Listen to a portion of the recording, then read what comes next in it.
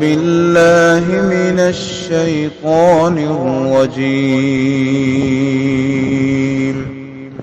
بسم الله الرحمن الرحيم. السلام علیکم ورحمۃ اللہ وبرکاتہ۔ سورۃ الرعد آیت نمبر 38 سے 43۔ ان الحمد للہ والصلاۃ والسلام علی رسول اللہ اما بعد۔ اعوذ باللہ السمیع العلیم من الشیطان الرجیم من ہمزہ ونفخہ ونفثہ۔ وَلَقَدْ أَرْسَلْنَا رُسُلًا مِّن قَبْلِكَ وَجَعَلْنَا لَهُمْ أَزْوَاجًا وَذُرِّيَّةً وَمَا كَانَ لِرَسُولٍ أَن يَأْتِيَ بِآيَةٍ إِلَّا بِإِذْنِ اللَّهِ لِكُلِّ أَجَلٍ كِتَابٌ يَمْحُو اللَّهُ مَا يَشَاءُ وَيُثْبِتُ وَعِندَهُ أُمُّ الْكِتَابِ وَإِمَّا نُرِيَنَّكَ بَعْضَ الَّذِي نَعِدُهُمْ أَوْ نَتَوَفَّيَنَّكَ فَإِنَّمَا عَلَيْكَ الْبَلَاغُ وَعَلَيْنَا الْحِسَابُ۔ أَوَلَمْ يَرَوْا أَنَّا نَأْتِي الْأَرْضَ نَنْقُصُهَا مِنْ أَطْرَافِهَا وَاللَّهُ يَحْكُمُ لَا مُعَقِّبَ لِحُكْمِهِ وَهُوَ سَرِيعُ الْحِسَابِ۔ وَقَدْ مَكَرَ الَّذِينَ مِنْ قَبْلِهِمْ فَلِلَّهِ الْمَكْرُ جَمِيعًا يَعْلَمُ مَا تَكْسِبُ كُلُّ نَفْسٍ وَسَيَعْلَمُ الْكُفَّارُ لِمَنْ عُقْبَى الدَّارِ۔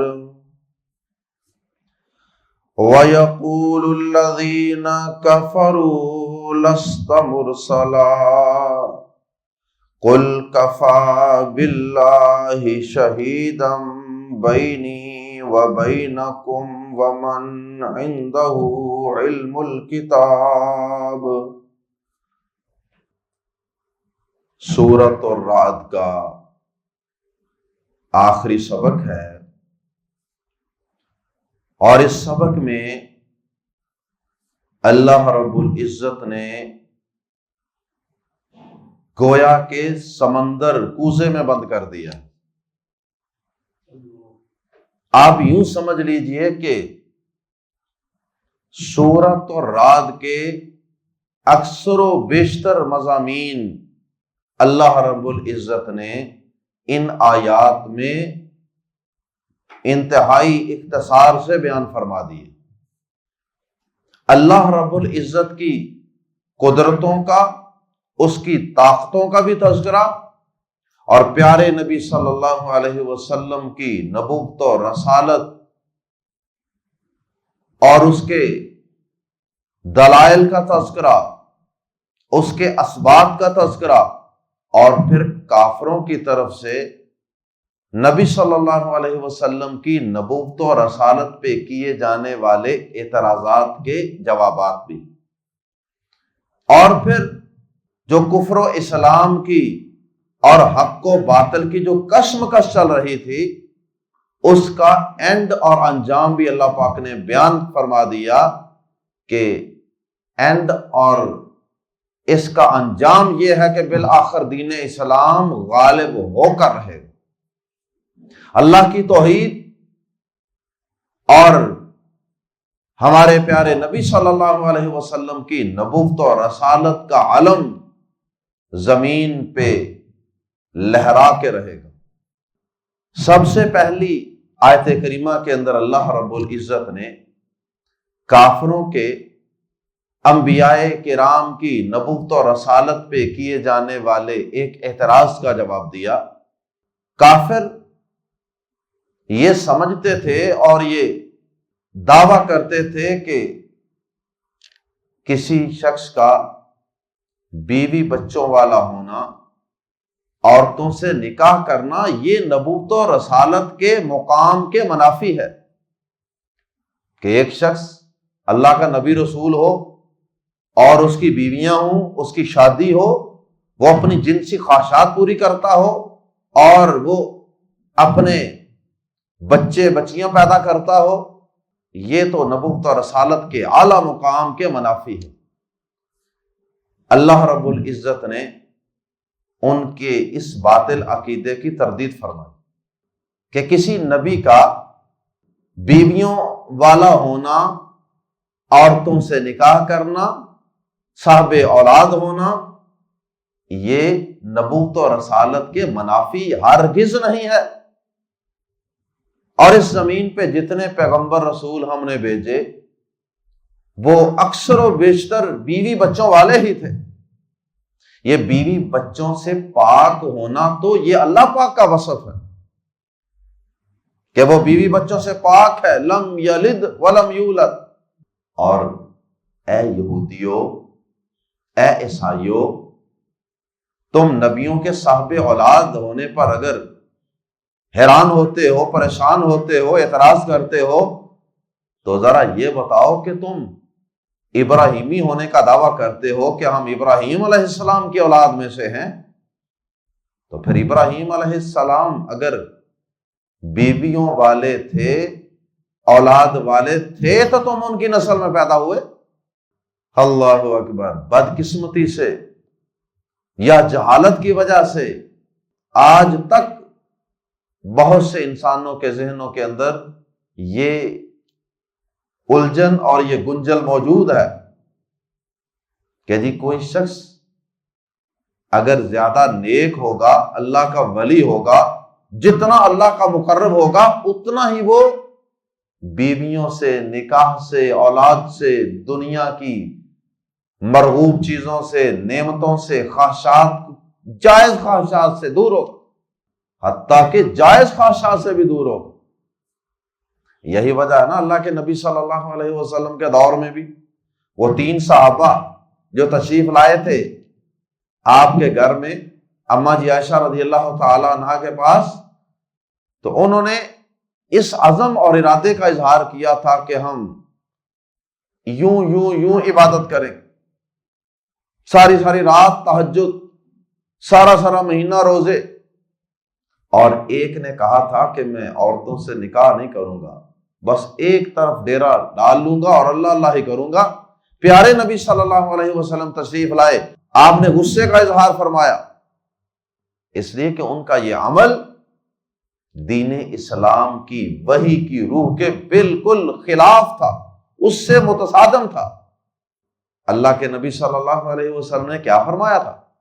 آپ نے ان کو ساری باتیں سمجھائیں کہ میں تو روزے بھی رکھتا ہوں اور روزے چھوڑتا بھی ہوں، میں رات کو قیام بھی کرتا ہوں، میں نیند بھی پوری کرتا ہوں، آرام بھی کرتا ہوں، اور ایک بات یہ فرمائی تھی وَأَتَزَوَّجُ النِّسَاءَ، اور میں نے عورتوں سے شادیاں نکاح بھی کر رکھے ہیں، اس کے باوجود میں تم سب سے زیادہ متقی پرہیزگار ہوں۔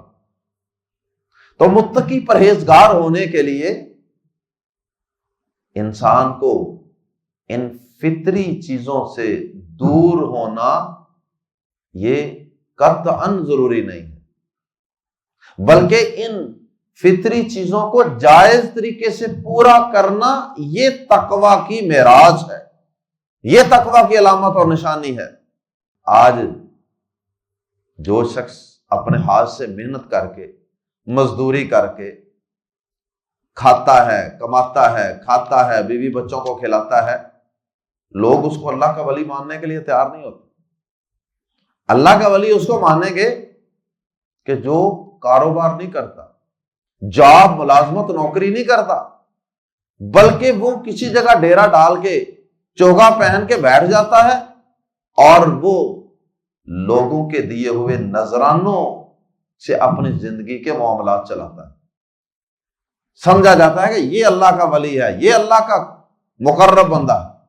حالانکہ اللہ کے جو مقرب ترین بندے تھے انبیاء کرام, وہ اپنے ہاتھ سے محنت کر کے کھاتے تھے.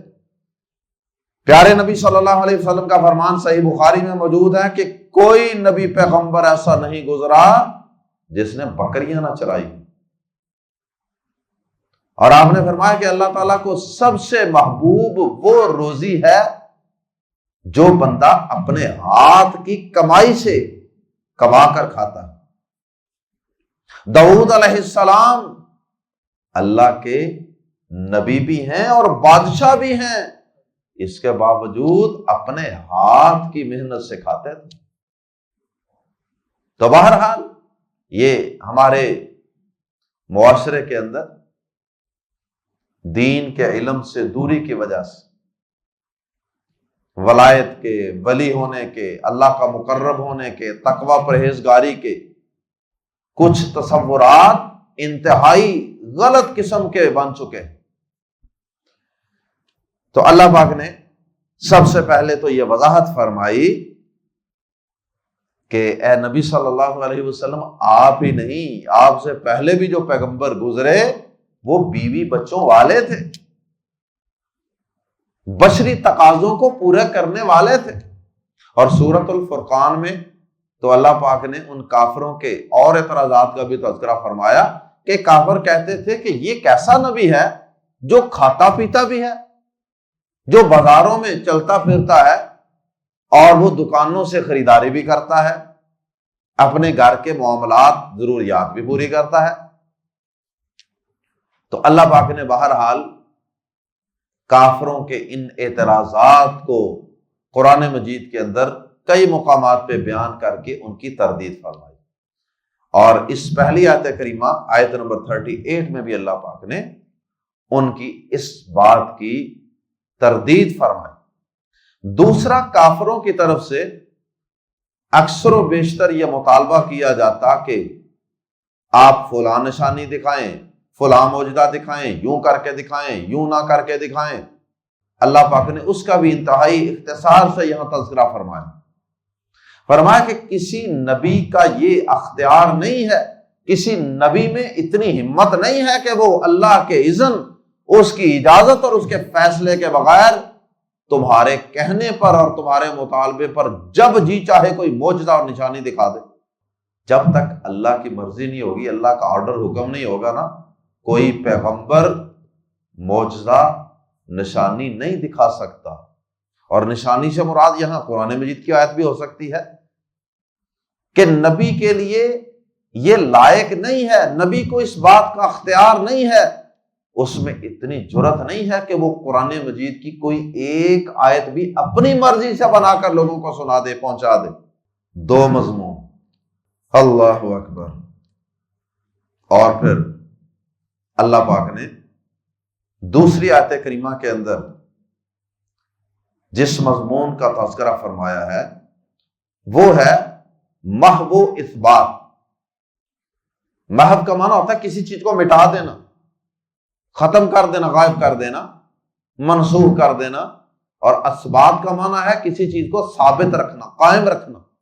تو اللہ پاک نے اپنی ایک صفت کا اور اپنی ایک قدرت کا تذکرہ فرمایا کہ میں جس چیز کو چاہوں مٹا ڈالوں اور جس چیز کو چاہوں ہمیشہ کے لیے قائم رکھوں. اور اس میں بہت سی چیزیں آ جاتی ہیں, اس میں تقدیر بھی آ جاتی ہے. تقدیر کی دو قسمیں اہل علم نے بیان فرمائی. تقدیر کی پہلی قسم وہ ہے جو اللہ پاک نے لکھ دی اور اس کے بعد جس قلم کی سیاہی سے وہ تقدیر لکھی, اللہ پاک نے وہ قلم اور اس کی سیاہی کو ہمیشہ کے لیے خشک کر دیا, ختم کر دی. سمجھے, قلم توڑ دیا اور سیاہی کو خشک کر دیا. اور تقدیر کی دوسری قسم وہ ہے کہ جس میں اللہ پاک نے کچھ تبدیلی رکھی ہے. جیسے حدیث میں آتا ہے لا يرد القضاء الا الدعاء، ترمذی شریف میں حدیث ہے کہ تقدیر کو دعا کے سوا کوئی چیز نہیں بدل سکتی۔ اس کا مطلب ہے کہ کچھ تقدیر میں ایسی چیزیں ہیں کہ جو بدل بھی جاتی ہیں۔ اور بعض اہل علم نے یہ بھی کہا کہ یہ جو تقدیر کے اندر تبدیلی ہوتی ہے نا، یہ بھی پہلے سے تقدیر میں لکھی ہوئی ہے کہ ایسے ایسے تبدیلی ہوگی، ان مراحل سے گزر کر بالآخر یہ فیصلہ ہوگا۔ یہ بھی اچھی تطبیق ہے دونوں قسم کی احادیث میں۔ تو بہرحال کسی چیز کو مٹا دینا، کسی کو قائم رکھنا، اس کا ایک مطلب تو یہ ہوا کہ یہ تقدیر کے متعلق۔ ایک مطلب یہ ہے کہ اللہ پاک قرآن مجید کا یا کسی بھی آسمانی کتاب کا کوئی ایک حکم نازل فرماتے ہیں تو پھر اس کے بعد اللہ تعالیٰ اس کو منسوخ فرما کے حالات کے مطابق اس سے بہتر یا اس طرح کا کوئی اور حکم نازل فرما دیتے، جیسے سورۃ البقرہ میں نسخ کا، منسوخ کا مسئلہ بیان کیا گیا۔ ما ننسخ من آیۃ او ننسها نأتی بخیر منہا او مثلہا، یہ سورۃ البقرہ کی آیت، وہاں پہ اس پہ تفصیل سے بات ہو چکی ہے کسی آیت کو منسوخ کرنے کے متعلق۔ مٹا دینا کا ایک مطلب یہ بھی ہے محض، اور ایک مطلب یہ بھی ہے کہ اللہ پاک ایک وقت ایک آسمانی کتاب نازل فرماتے ہیں اور کچھ دیر کے بعد اللہ پاک اس کے احکامات کو مٹا دیتے ہیں، یعنی منسوخ کر دیتے ہیں، اور پھر اللہ پاک اسی وحی کا نیا ایڈیشن نئی کتاب کی شکل میں نازل فرما دیتے، اور اس وحی کا لیٹسٹ ورژن، آخری کتاب وہ قرآن مجید، اس کے بعد اب کوئی اور کتاب آنے والی نہیں۔ لیکن اس سے پہلے بہرحال یہ تبدیلیاں ہوتی رہیں، اور اللہ پاک جس چیز کو چاہیں مٹا دیتے ہیں، جسے قائم رکھتے ہیں۔ محبوب اس بات کا ایک معنی یہ بھی ہے کہ ہمارے جو گناہ ہوتے ہیں ہمارے نامہ اعمال کے اندر، ان میں سے اللہ پاک جس گناہ کو چاہتے ہیں مٹا دیتے ہیں، اور جس گناہ کو چاہتے ہیں اللہ پاک نہیں مٹاتے، اسے قائم رکھتے ہیں۔ اللہ اکبر۔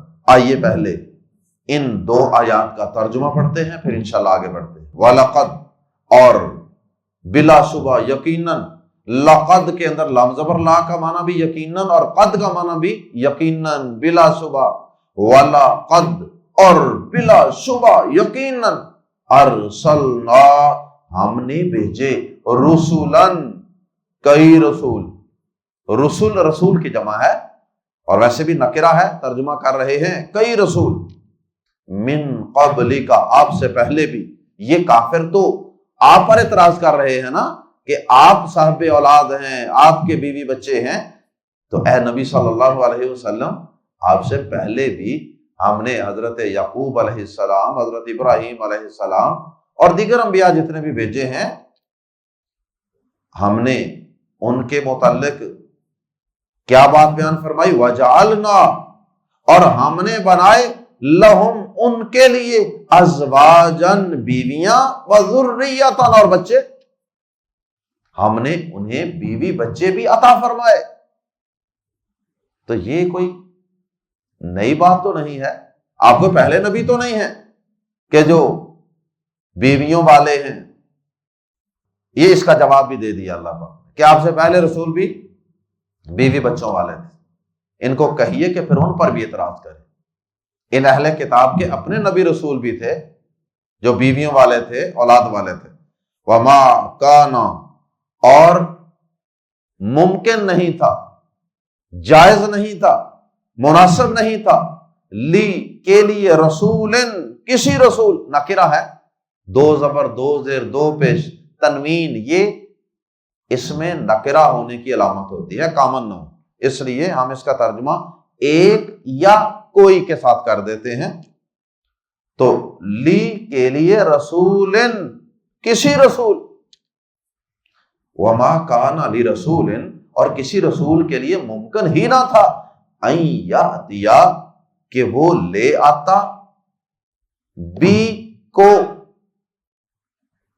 آیتن کوئی نشانی، بی آیتن کسی بھی نشانی کو، اللہ مگر باذن اللہ اللہ کے اذن کے ساتھ، بی ساتھ اذن اللہ اللہ کا اذن، مگر اللہ کے اذن سے، اللہ کی اجازت سے، چاہے اس سے مراد قرآن کی کوئی آیت ہو یا آیت سے مراد کوئی معجزہ اور نشانی ہو۔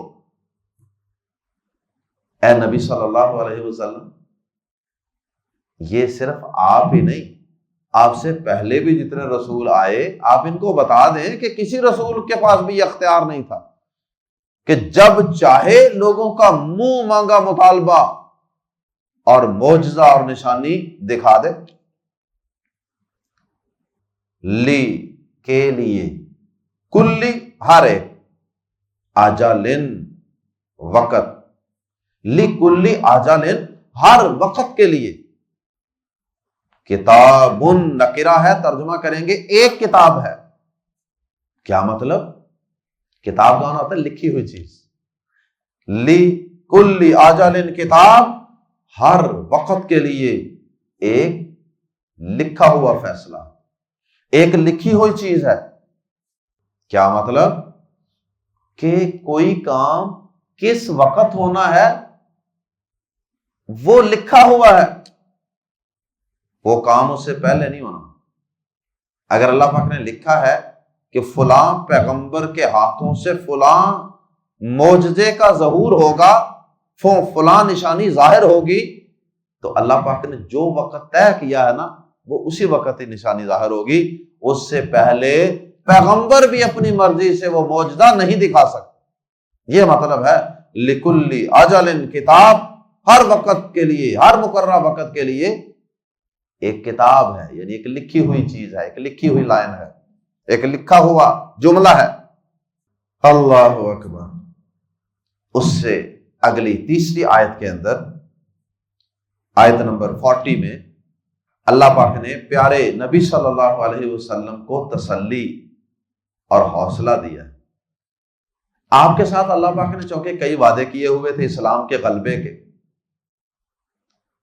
تو نبی صلی اللہ علیہ وسلم کے دل میں کبھی یہ خیال آتا ہوگا کہ یہ اسلام کب غالب ہوگا، ہم اسلام کو اپنی آنکھوں سے دنیا میں کب غالب ہوتا ہوا دیکھیں گے، اور کس وقت ہم اس کفر و شرک کو اور اس گمراہی کو ہم اپنی آنکھوں سے تباہ و برباد ہوتا، مغلوب ہوتا، ذلیل ہوتا دیکھیں۔ تو اللہ پاک نے اس کا جواب دیا تسلی کے انداز میں، اے نبی صلی اللہ علیہ وسلم آپ پریشان نہ ہوں، یہ کام آپ کا نہیں ہے کہ اسلام کو کب غالب کیا جائے، یہ فیصلہ ہمارا ہوگا، اور کب کب کتنا کتنا غلبہ عطا کرنا ہے یہ سب ہمارا کام ہے، اور یہ سب ہمارے علم میں ہے۔ اگر ہم چاہیں گے تو اسلام کا کچھ غلبہ یا سارا غلبہ آپ کی زندگی میں دکھا دیں گے، اور اگر ہم چاہیں گے تو کچھ حصہ اس کا آپ کی زندگی میں ہم آپ کو دکھا دیں گے۔ آپ اگر وفات پا جائیں گے تو باقی غلبہ ممکن ہے کہ ہم آپ کے دنیا سے تشریف لے جانے کے بعد آپ کے صحابہ اور آپ کے خلفاء کی زندگی میں دکھا دیں۔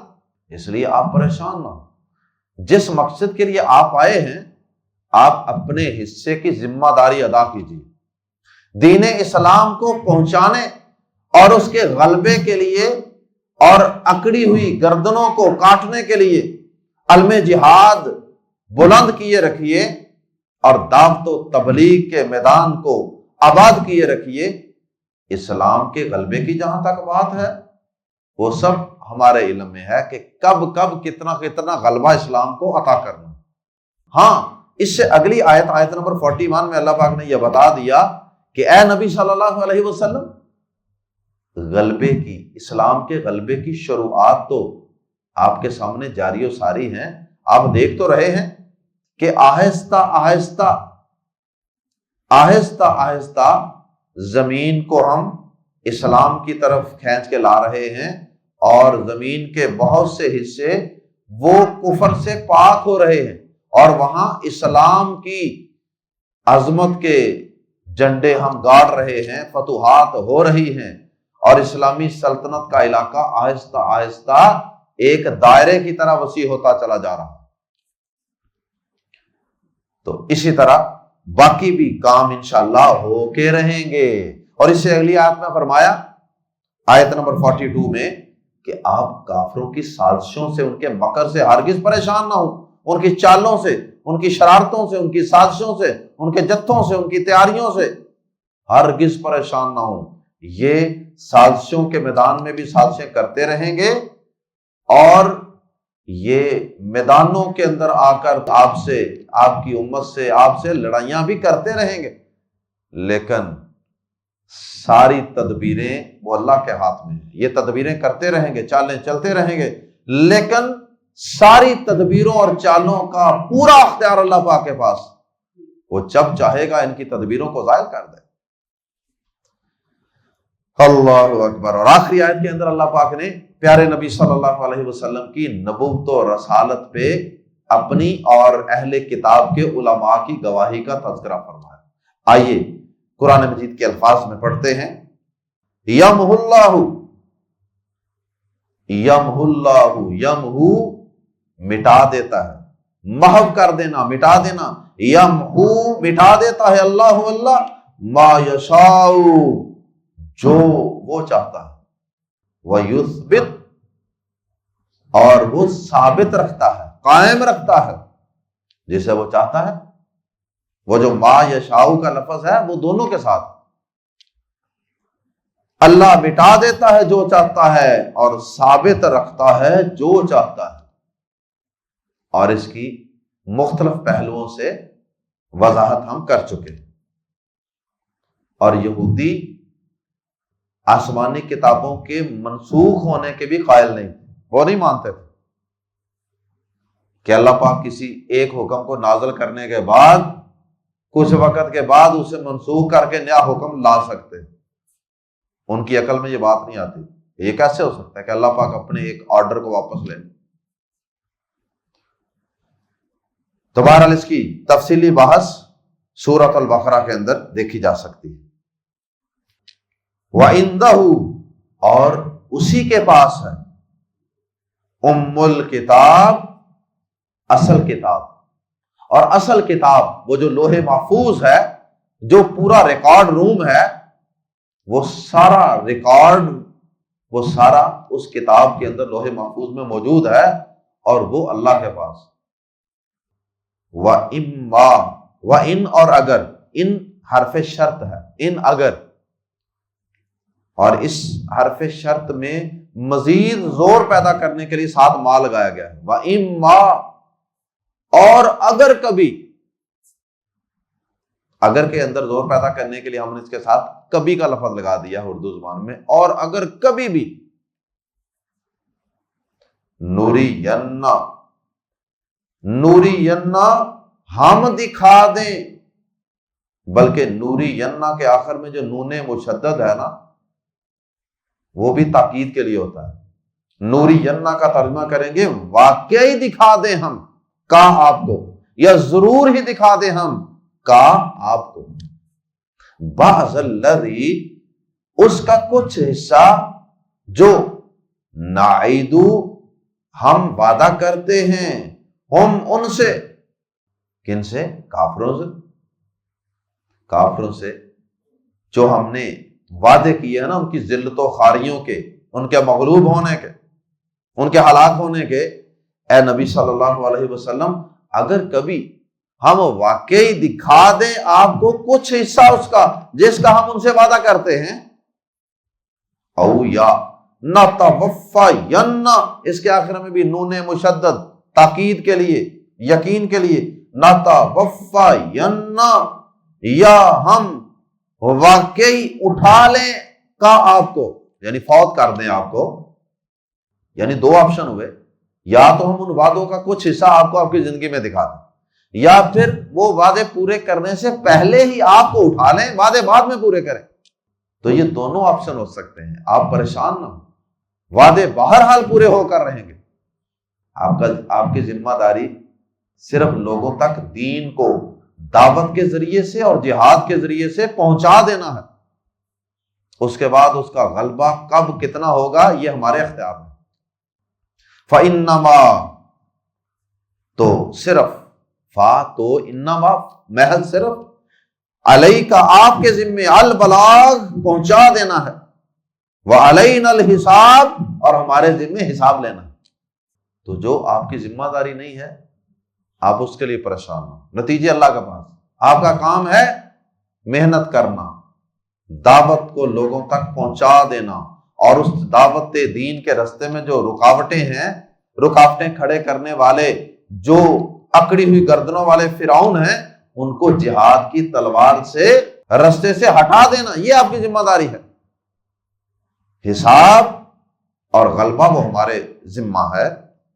اولم، آوا اور کیا، آوا جب اکٹھا آتا ہے عربی زبان میں واو کا تعلیم میں پہلے آ کا بعد میں، آوا اور کیا، لم یرو انہوں نے نہیں دیکھا، انا کہ بے شک ہم نأتی لے آ رہے ہیں، الارض زمین کی طرف، انا نأتی الارض کہ ہم زمین کی طرف آ رہے ہیں یا آتے ہیں، ننقصو ہم کم کرتے ہیں، نقص کمی کو کہتے ہیں نا، ننقصو کم کرتے کرتے، ہاں اسے، ہاں کی ضمیر الارض کی طرف لوٹ رہی ہے، الارض عربی زبان میں مؤنث ہے، ننقصھا ہم اسے کم کرتے آتے ہیں، من اطرافھا اس کے کناروں سے، اطراف طرف کی جمع ہے، طرف کا معنی کنارہ، من اطرافھا اس کے کناروں سے. اور کیا انہوں نے نہیں دیکھا کہ ہم زمین کی طرف آتے ہیں اسے اس کے کناروں سے کم کرتے کرتے. کیا مطلب کہ پہلے ساری زمین پہ کفر و شرک کے کٹاٹوپ اندھیرے چھائے ہوئے، اب ہم زمین کو اس کے کناروں سے آہستہ آہستہ کم کر رہے ہیں. کس لحاظ سے؟ کفر و شرک کے لحاظ سے، یعنی کفر و شرک اب آہستہ آہستہ سمٹ رہا، آہستہ آہستہ ہر طرف توحید کی شمع روشن ہو جائے اور اسلام غالب آ جائے. تو یہ اللہ پاک نے ایک مثال دی ہے کہ اے نبی صلی اللہ علیہ وسلم کیا وہ لوگ جو کافر ہیں وہ دیکھ نہیں رہے؟ کیا لوگ دیکھ نہیں رہے کہ ہم زمین کو اس کے کناروں سے کم کرتے آ رہے ہیں؟ یعنی غلبہ اسلام کے غلبے کا کام شروع ہو چکا ہے. اور نبی صلی اللہ علیہ وسلم کا فرمان بھی ہے، آپ نے فرمایا کہ اللہ پاک اپنے اس دین اسلام کو اس زمین کے اوپر موجود ہر گھر اور ہر خیمے کے اندر داخل فرما کے چھوڑے گا. الا ادخلہ اللہ الاسلام، فرمایا کہ اس زمین کے اوپر کوئی ایسا گھر، کوئی ایسا خیمہ نہیں ہے کہ جہاں پہ اللہ پاک اس اسلام کو داخل نہ فرما دے. فرمایا کہ ہاں عزت والے کو عزت کے ساتھ اور ذلیل کو ذلت کے ساتھ. ذلت والے کے پاس اسلام اس کو ذلیل کر کے داخل ہو. کیا مطلب؟ جو عزت والا ہے وہ تو اسلام کو سینے سے لگا کے مسلمان ہو جائے گا، اور جو ذلت جس کے مقدر میں ہے وہ اسلام قبول نہیں کرے گا بلکہ غلامی قبول کرے گا اور جزیہ دے کر اسلام اور اہل اسلام کے پاس رہے گا اور اسلامی حکومت میں رہے گا. واللہ اور اللہ یحکم فیصلہ فرماتا ہے، لا معقبہ کوئی نظر ثانی کرنے والا نہیں، کوئی رد کرنے والا نہیں، لی کو حکم ہی اس کے فیصلے کو، اس کے فیصلے کو کوئی رد کرنے والا نہیں، اس کے فیصلے پر کوئی نظر ثانی کرنے والا نہیں ہے. جو اس نے فیصلہ کر دیا وہ ویسے ہی اپلائی ہوگا. وَهُوَ اور وہ سریع الحساب جلد حساب لینے والا ہے. دنیا میں بھی جس سے جتنا چاہے گا حساب لے لے گا، اور پھر بالآخر مالک یوم الدین قیامت کے دن پورا حساب لے گا. جب حساب لینے پہ آتا ہے وہ بہت جلد حساب لیتا ہے. باقی رہی کافروں کی سازشوں شرارتوں کی بات کہ وہ غلبہ اسلام کے رستے میں روڑے اٹکاتے ہیں، فرمایا وقد، اور بلا شبہ یقیناً، ماکارا، تدبیریں کی، الذین، ان لوگوں نے، من قبلہم، جو ان سے پہلے تھے۔ یہ کوئی پہلی دفعہ تدبیریں کرنے والے نہیں ہیں، ان سے پہلے بھی بڑی امتیں، قومیں گزری ہیں جو اپنے نبیوں کے خلاف سازشیں کرتی تھی، پلاننگیں کرتی تھی، منصوبہ بندیاں بناتی تھی۔ تو پھر کیا ہوا؟ بالآخر نبی ہی غالب آئے۔ فَلِلَّهِ الْمَكْرُ، تو اصل تدبیر اللہ ہی کے لیے ہے، جمیعا، ساری کی ساری، یعلم، وہ جانتا ہے، ما تکسب، جو کماتا ہے، جو کرتا ہے، جو عمل کرتا ہے، کل نفس، ہر شخص، وہ جانتا ہے جو کچھ ہر شخص کر رہا ہے۔ وَسَيَعْلَمُ، اور ان قریب جان لیں گے، الکفار، کافر، کیا جان لیں گے؟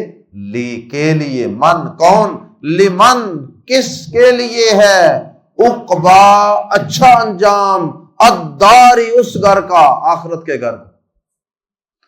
اور ان قریب کافر جان لیں گے کہ اس گھر کا اچھا انجام کس کا ہوتا ہے۔